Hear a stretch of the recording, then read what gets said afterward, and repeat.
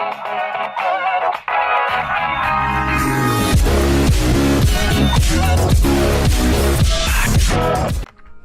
how's it going everyone, and welcome back to another Pokemon Ultra Sun and Ultra Moon tutorial. In today's tutorial, I will be showing you guys how to get large, insane amounts of experience points.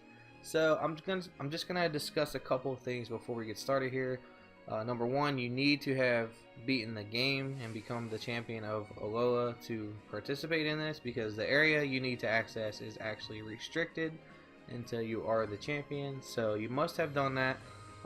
Also, a couple things that are going to help you here are you're going to need some adrenaline orbs, and you're also going to need a pretty decently high level Pokemon with false swipe.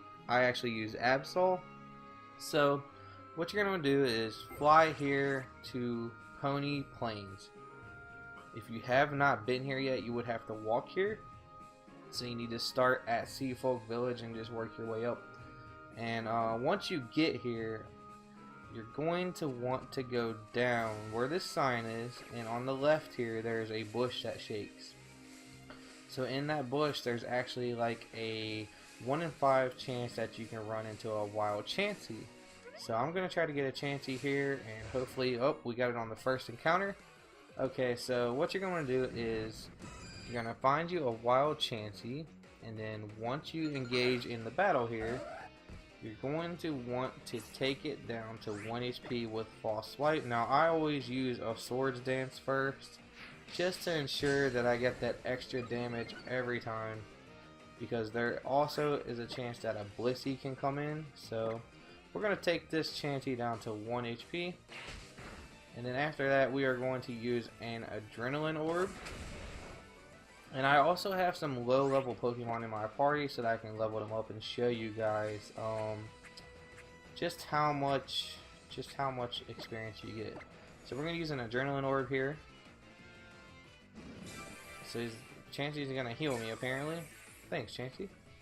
Alright, so now it's going to call for help, and it's going to continually do this now. One thing to keep in mind is if you do get a wild Blissey to come in, always make sure that if you're going to keep battling that you KO the Blissey. Do not switch sides when you're trying to get a new Pokemon to come up when Blissey's there. So don't kill the Chansey and leave the Blissey up, because the Blissey simply will not SOS call. So we're going to take out this Chansey over here since we got another one in here, and we're just going to watch the levels just fly. Alright, so my Absol's level 100, obviously that helps my team. So we're going to get mad levels here. It's pretty insane the amount of experience you get, and you get even more if a Blissey comes in, so that's even better. This is also a really good method to find yourself a wild Chansey if you would like to. So I'm sure if you do this over and over and over, you're going to run into probably a handful of shiny Chanseys. I've gotten about 3 or 4 of them now.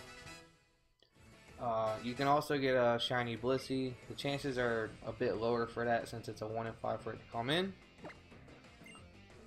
But as you can see, my Pidove here is getting quite the experience. So this is a really good way to evolve Pokemon that you need to fill your Pokédex. And it's also a good thing for like just leveling up some adventure Pokemon. I don't recommend this for like competitive battling unless you have a lot of berries that reset EVs, because you're going to get the wrong EVs here. You're not going to get what you want. So you're going to want to train those in Pokepelago or something like that.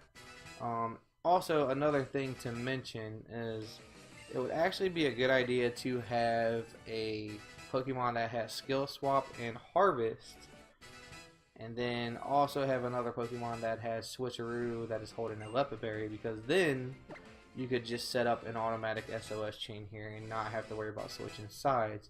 I actually have a guide on that if you want to go check it out. I'll leave a link down in the description. Hope you guys can find that useful.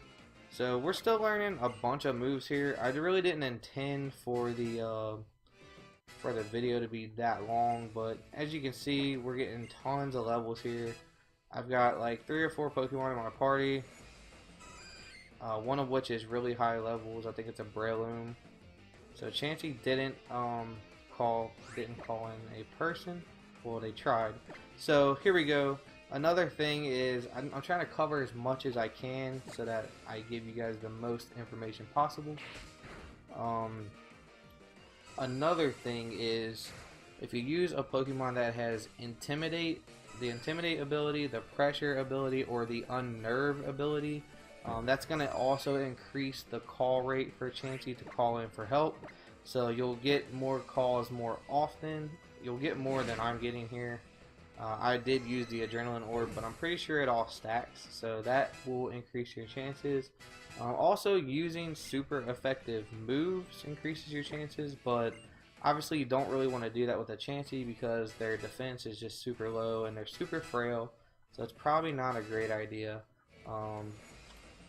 That's pretty much all for the guide here. Just it's a pretty easy way to get experience. The easiest way to find a Chansey is just to save at the bush and then just continually soft reset until you encounter one. You don't have to leave the map and stuff like that. I got lucky and got mine on the first encounter, and so that's pretty easy. It's like a 1 in 5 chance, so you're not going to be doing it super long. Like, it's not super frustrating trying to find a Chansey. Another thing is the Chanseys don't have any moves that I know of that cause recoil damage, so you shouldn't have to worry about them using double edge and things like that. So they can't really hurt themselves. They can heal each other, however. So if you take a turn while there are 2 Chanseys in the field and you're trying to heal your Pokemon or you restore your PP or whatever, it's best to try to wait till you got a turn like I have now to where there's only 1 Chansey involved. So then you want to go into your items and use like a Leopard Berry or whatever. An easy way to get a lot of Leopard Berries, and I highly encourage this to everyone, is just go around and like on the first island, Melee Island, go to the berry patches and save and soft reset until you pick up a Leopard Berry. And then what you're going to want to do is go to the Pokepelago, and you're going to want to level up the Pokepelago Island where you can plant berries. If you max that island out, you can get like 200 Leopard Berries a day. So I pretty much have mine maxed out right now. Like, I've used some of them. I use a lot of these in battle because I figure these are a lot easier than PP restore items like ethers and elixirs and things like that. So that's a very useful thing as well. If you guys want to do that, I highly encourage you to go use the Pokepelago. It's very useful for berries. It's also very useful for competitive berries like Salac berries and things like that that raise speed in a pinch. So some of those berries take a little bit longer, but I just thought I would mention that while we're here in the video. So hope you guys found this video informative. Hope it helped you guys out. If you have any questions, leave a comment below. And if you're new to the channel, definitely like and subscribe, and also ring my bell so you can be part of the notification squad. That way you know when I upload a video or go live. Hope you guys have a nice day, and thanks for watching.